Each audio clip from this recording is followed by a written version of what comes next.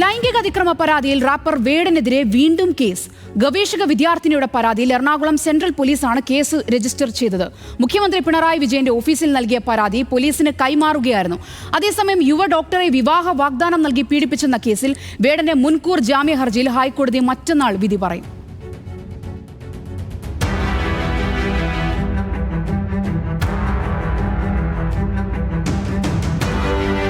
കഴിഞ്ഞ ആഴ്ചയാണ് 2 പെൺകുട്ടികൾ മുഖ്യമന്ത്രിയുടെ ഓഫീസിൽ നേരിട്ടെത്തി വേടനെതിരെ പരാതി നൽകിയത്. മുഖ്യമന്ത്രിക്ക് ലഭിച്ച പരാതി ഡിജിപിക്ക് കൈമാറുകയായിരുന്നു.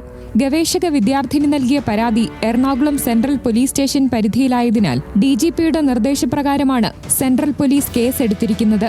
2020 മുതൽ പീഡിപ്പിച്ചെന്നും കൊച്ചി വൈറ്റിലയിലെ ഫ്ളാറ്റിലെത്തിച്ച് ലൈംഗികാതിക്രമം നടത്തിയെന്നും പരാതിയിൽ പറയുന്നു. ഫോണിലൂടെ അശ്ലീല ചുവയോടെ സംസാരിച്ചു, വാട്സപ്പിലൂടെ മോശം സന്ദേശം അയച്ചെന്നും പരാതിയിലുണ്ട്. നിലവിൽ കേരളത്തിന് പുറത്തുള്ള യുവതി കൊച്ചിയിലെത്തിയാലുടൻ മൊഴി രേഖപ്പെടുത്താനാണ് പോലീസ് നീക്കം.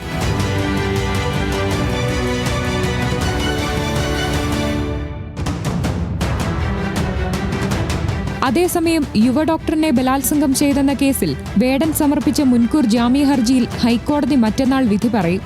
ഉഭയകക്ഷി സമ്മതപ്രകാരമായിരുന്നു ലൈംഗിക ബന്ധമെന്നും 2 വർഷത്തിനു ശേഷമാണ് യുവതി പരാതി നൽകിയതെന്നും വേടൻ കോടതിയെ അറിയിച്ചു.